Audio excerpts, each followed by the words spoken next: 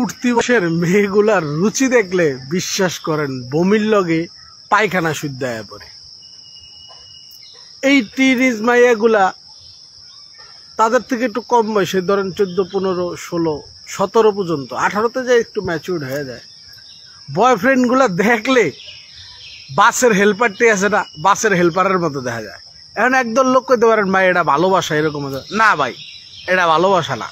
এটা হলো কি জানেন, বান্ধবীর কাছে গপ্প মারানোর বেলায় যে আমার একটা বয়ফ্রেন্ড আছে, আমি একটা বান্দর পালি, ওই বান্দরটারে আমি যেমনে যা কই ওই বান্দরটা এমনি এমনি নাচে।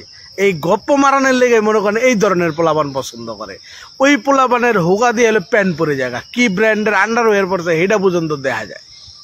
তাইলে শরীরে নাই কিছু, ওরা দেখতে বোঝা যায় যে ওই 2 টাকা ইনকাম করে না, ওই মা বাবার কাছ থেকে চায়া ভিক্ষা করে চলাফেরা করে।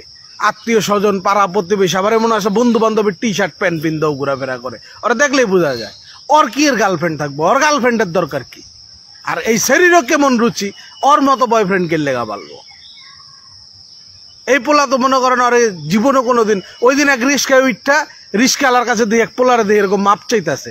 রিস্কালার আমি উঠতে জিগেলাম, এই পোলা তোমার কাছে মাপ চাই কয় মামা গার্লফ্রেন্ডের মিরপুর 1 নম্বরের থেকে উড়াইছে, উড়াই এখন আর এই পশিকার মোটর ঘুরাইয়া নিয়ে আইছে, ভাড়া হয়েছে 80 টাকা, ওর কাছে আছে 60 টাকা, ভাড়া 20 টাকা দিতে পারে না, এলে হাত জোর করে মাপ চাই কইতাছে যে মামা মাপ করে দাও।